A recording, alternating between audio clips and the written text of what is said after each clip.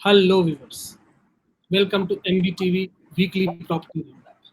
We bring to you top 5 developments from Indian real estate space which is going to have a lasting impact on you as a consumer.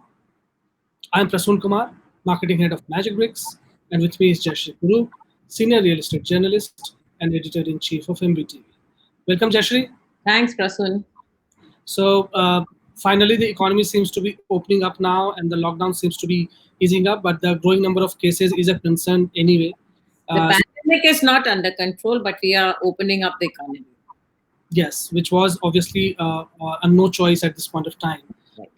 But its implication, therefore, because a lot of construction had already begun at various sites and all, its implication on the construction per se, with the growing number of cases, do you see that part being remaining stable, or any impact will be there?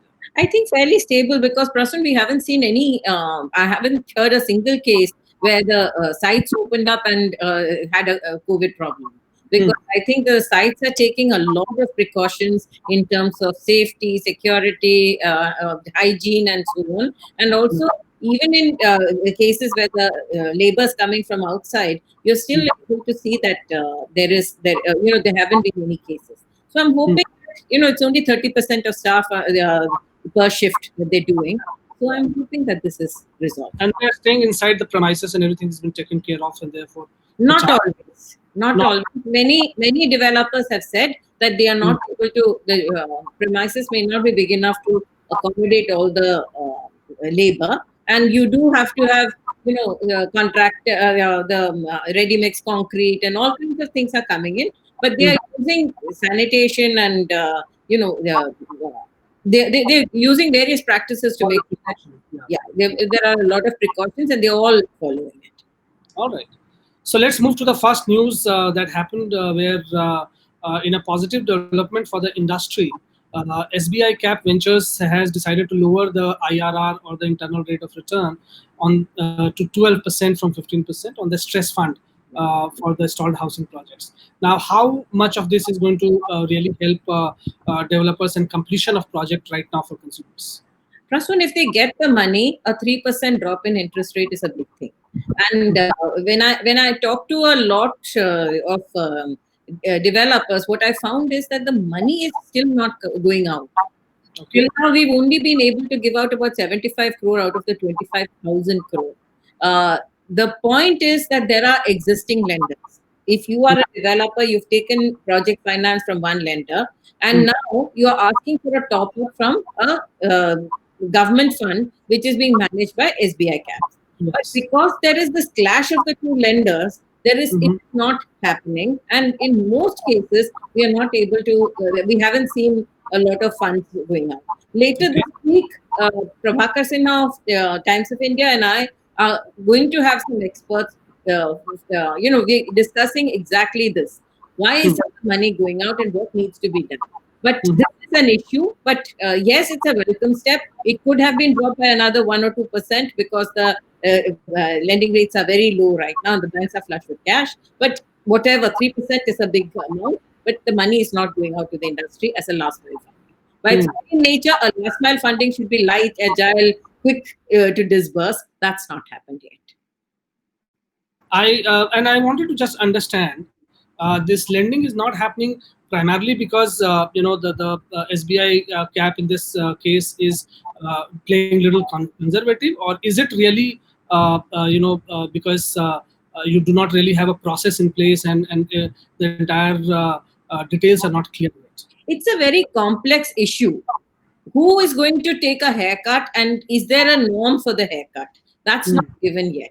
And as a result, what's happening is that the existing lender says, no, my money, and the builder says, let me complete. After the builder completes, there's a demand glut. So the builder can't assure that as soon as the money comes in, I complete, all the projects will be complete immediately and sold. So the whole supply chain is disrupted, and there have been a lot of misdemeanors in the past. Sure. Putting all that in place, I think you needed a much better process than just giving out, announcing the fund. Right. Yeah. So continuing with this relief that has come on the way of developers for construction, there was one more news that came from Uttar Pradesh, where builders are set to get interest relief and zero period extension. What is this all about, and what's your take on this? Uh, Prasun, I think Uttar Pradesh has been extremely proactive with the developers. They did realize that the best thing to do is get the construction industry, real estate industry going, and that's how they can get the economy back on track. They've done the same with MSME, and they've done the same with the industries as well. But what is happening is that about 400 developers will get relief from the Uttar Pradesh government, and the zero period extension moratorium on unpaid land premium. These are all things that, exactly what we were talking about in the previous thing, that unless you put a process in place, and that process has to be put in place by the local government. The real estate is a local subject, and if the local governments want, they can sort these problems out. And that's Uttar Pradesh, I think, is leading the way in this. I'm extremely impressed with what UP is doing. I think a lot of announcements have happened, as you say, but the details are yet to be worked out in many cases where the onus is with the respective state governments. Well, last week we also saw that NAREDCO tied up with the Uttar Pradesh government and said that 2.5 lakh laborers we will give jobs to. Now remember that if you don't have laborers, you can't finish the work. And if the laborers have returned from all states and come to Uttar Pradesh, the government is saying, as we speak, they are quarantined in different districts, and there they are being skill mapped, and each industry is being asked, how many laborers can you accommodate? I think that's a great strategy. Yeah. I think finally the labor market is going to see some sort of a structured approach because of this crisis. And we will not have just uncontrolled influx of laborers in search for livelihood, because the home states are also going to now put things in place to take care of their own employment requirements, isn't it? Well, Prasun, for the last, I think, 2 decades, when a project is sanctioned, the developer used to give a 2% labor cess. But the labor was not registered. That money has hardly been utilized. Today is the first time that we are dipping into the construction labor cess. That has a whopping amount. And even now, what they have taken out of that is only 2% of it. Which means that because we haven't registered our workers, we haven't registered the skills, we haven't put processes in place in an industry which is an economic indicator industry. Sure. I think this is an issue worth discussing and taking forward. Now, we all are living in a virtual world, and we are also doing our show using all virtual means. So NCLAT is also not very far behind. And the National Company Law Appellate Tribunal has issued a standard operating procedure for virtual hearings from 1st of June. Now, how is this virtual hearing going to help consumers at large? Prasun, the entire legal system in India has already moved online. NCLAT is one of the last adopters here. But remember that already the government has announced that for the next 1 year, the IBC is going to be in abeyance. So that work can go on, and our builders and our industries don't go into resolution. So because of that, you have noticed that IBC has been a little slower, but NCLAT coming online, remember that Jaypee has already gone to NCLAT. There are cases pending, and those pending cases have to be resolved, and therefore they have gone online. Right. And mentioning of Jaypee, both Jaypee Infratech and Jaiprakash Associates are now also additionally facing fraud by SFIO, which is Serious Fraud Investigation Office. Now, this is over and above of all kind of diligence that was happening on them. And will this therefore delay again the home buyers' quest for getting to their homes who had booked with Jaypee? Yes, it will, Prasun. Unfortunately, I can't say that we are over the hump as far as the Jaypee problem is concerned. Many people, up to 10 years, they have waited. Everything is there. NBCC was given the task, and there was money in the till. They just needed to start construction, and NBCC went back to NCLAT and said, we want a restructuring of the terms. Now, we haven't seen that moving anywhere because COVID struck and everything has slowed down. Now, I think that, first of all, we did pick it up in an earlier issue that NBCC going back to NCLAT was a very unfortunate kind of thing. they could have started work and continued, and that's what NCLAT has said. Now, has NCLAT been able to resolve the Jaypee issues? No, but that there has been fraud was very clear, and that the money it was not all adding up was very clear. So, will this delay the process? Looks like it will.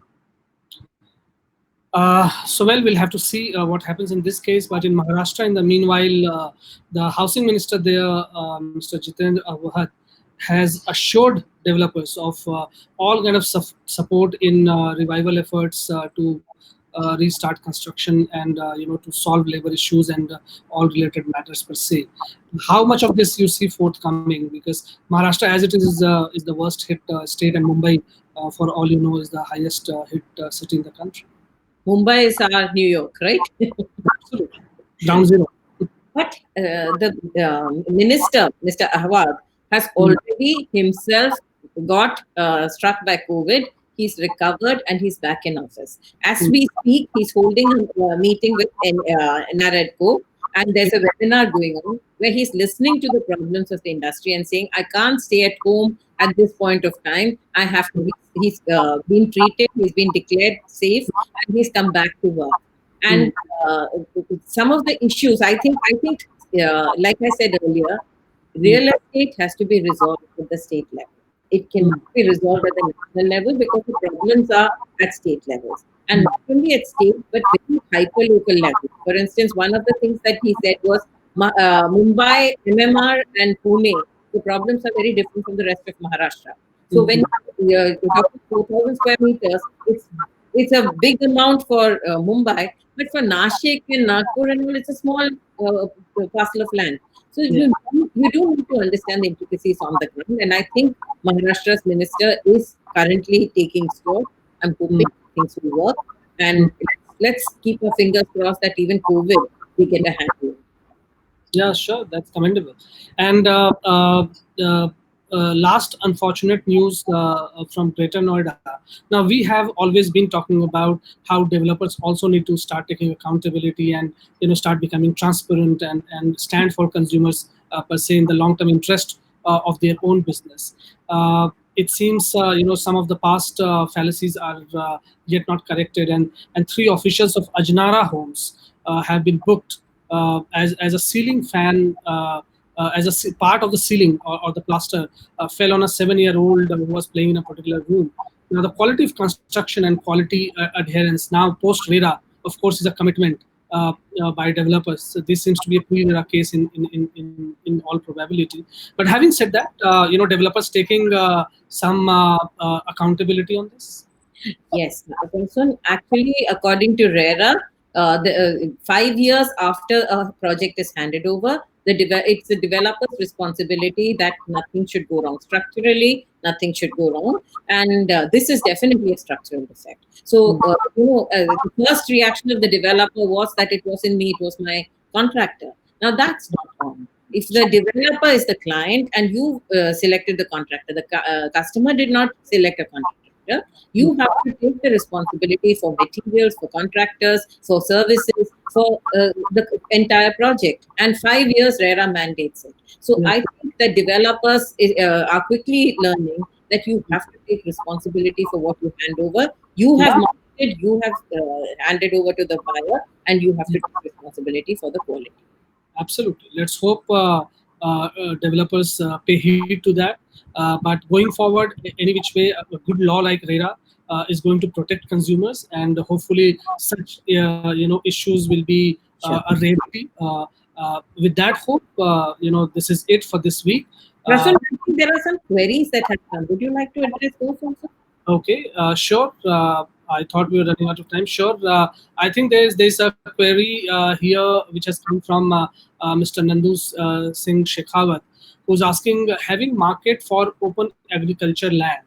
No, I think that is a ad. Okay, yeah, sure.